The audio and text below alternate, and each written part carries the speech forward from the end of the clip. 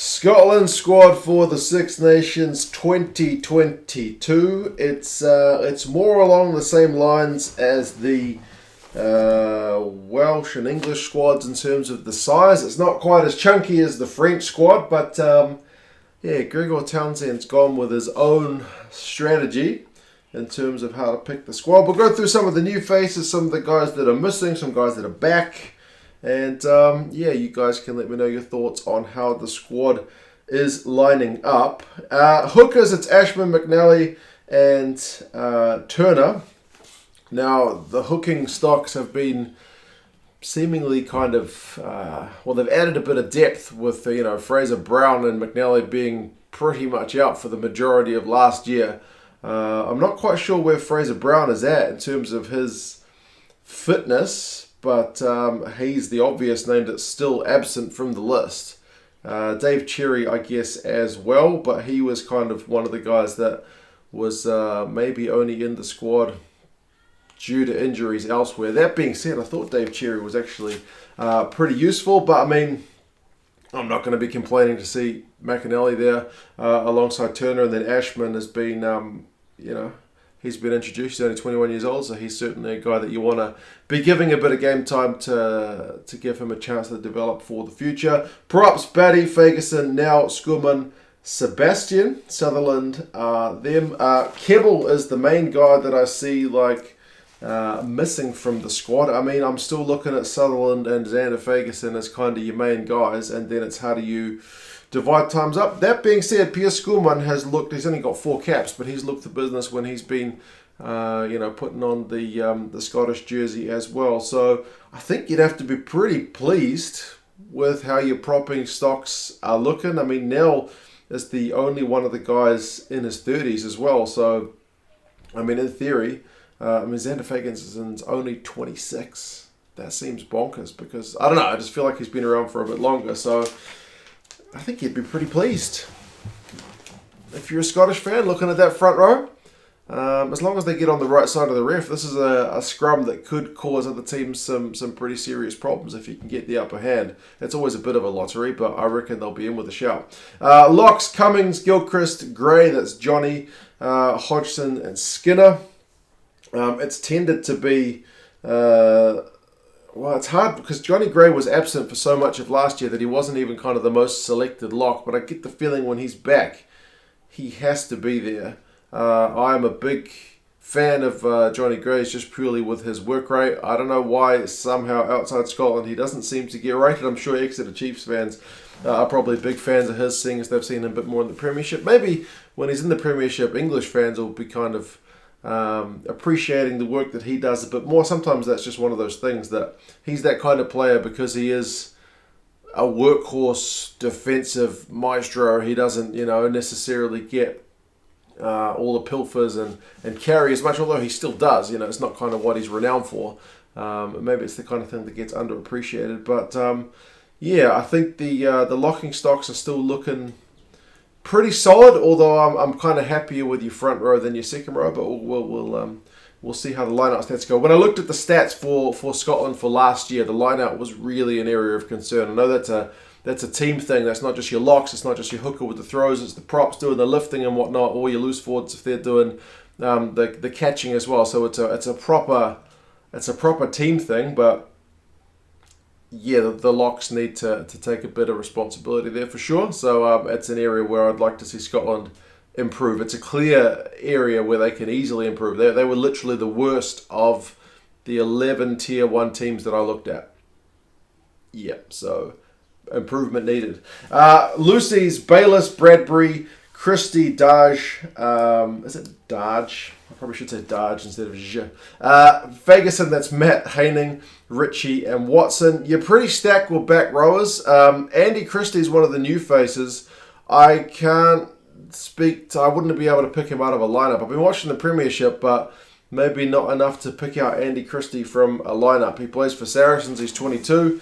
Gregor Townsend pretty much said he's a good ball carrier. He can play 6, 7, or 8, and he's got a really good work rate. So I'll be pleased to see him get a crack. For Daj, he's been immense. I know he's kind of in a similar position to the Mish as to which one do you choose. But he's a guy who, based on his current form domestically, needs to get a crack, because that guy, speaking of work rate, has just been absolutely immense for the Warriors. So yeah, may the better man kind of get some game time between him and Hamish Watson. But either way, you'll be I think you'll be pretty well off. But I mean, it's one thing to do it at club level, it's the next thing to step up to test level. But based on what we've seen, I reckon he's going to be fine. And pretty pleased for Magnus Bradbury.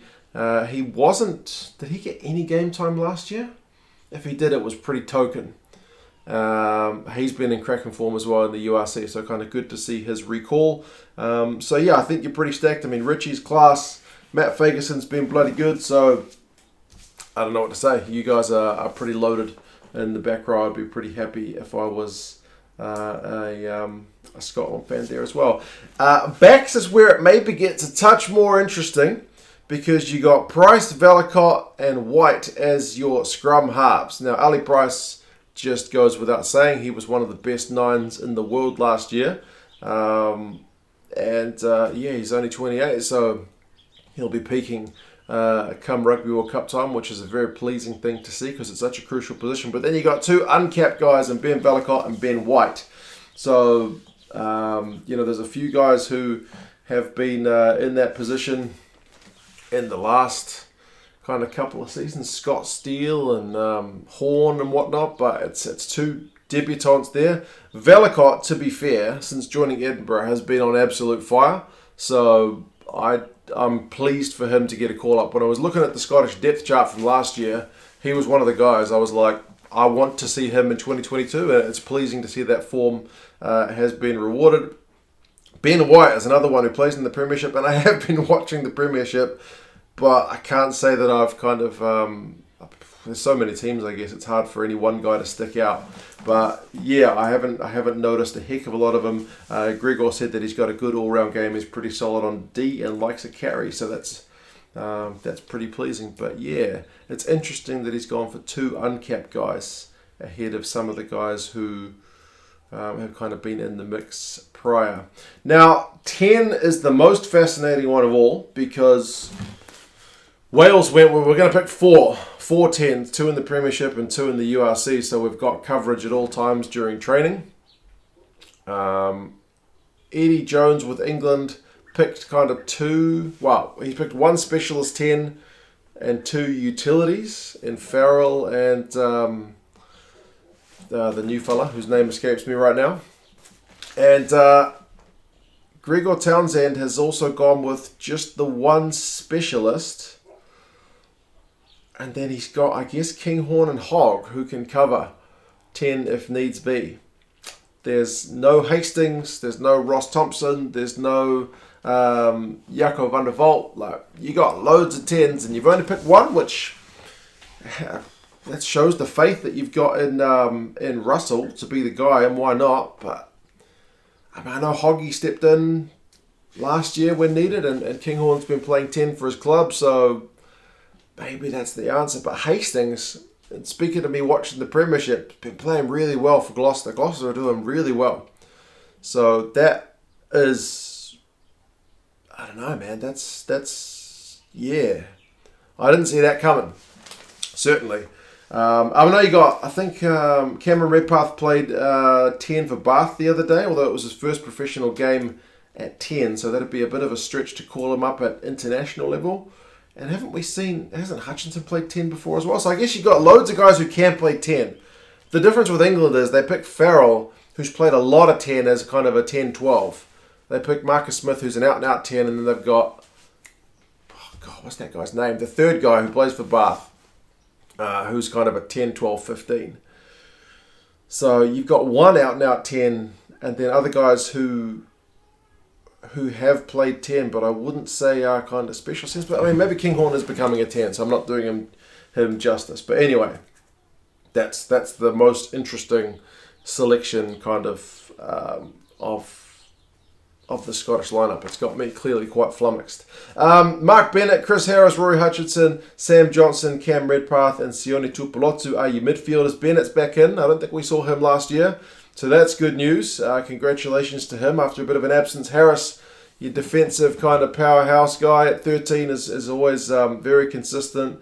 Hutchinson in the Premiership's been on cracking form as well. His last game for Northampton, it was a losing effort, but he was clearly their best player.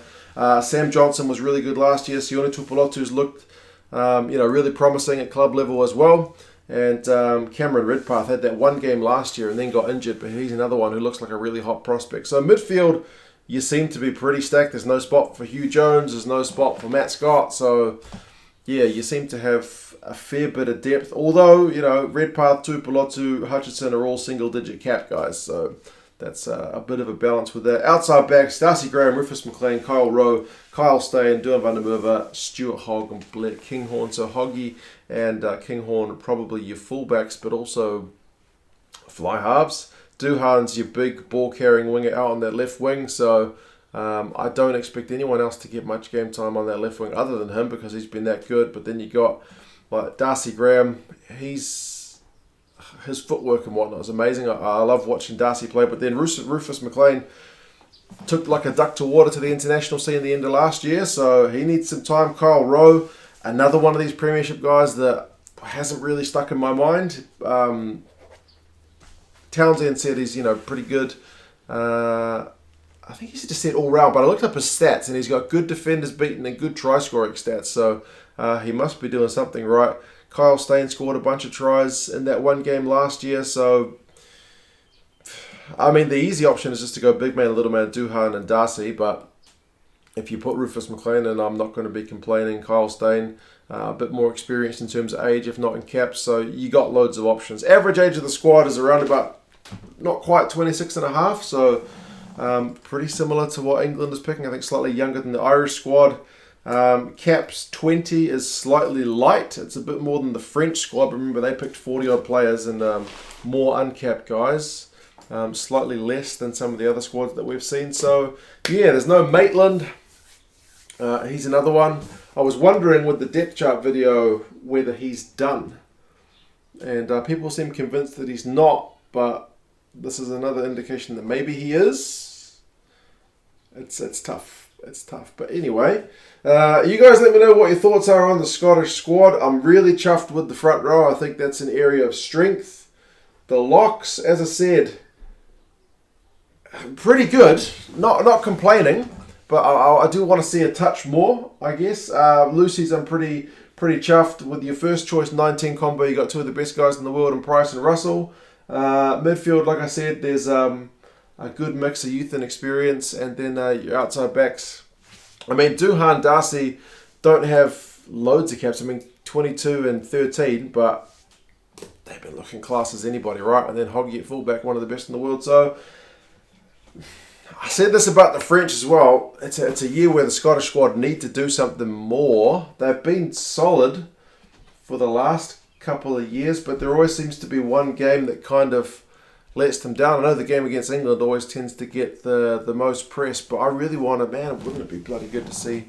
No, I won't try to jinx anything, but yeah, I'd like to see Scotland be a genuine contender. I reckon they got the squad to do it. I have been saying that for a few years, but loads of depth in all positions. So yeah, you guys let me know your thoughts. Who are you most excited to see of these newcomers? Who is the most unlucky to be omitted? Is it Hastings or Hugh Jones? He's not been getting a lot of time, to be fair, at Quins. It's been all about Northmore and Esterhazen and whatnot. But anyway, you guys have any thoughts, and I'll talk to you guys again soon. See you later.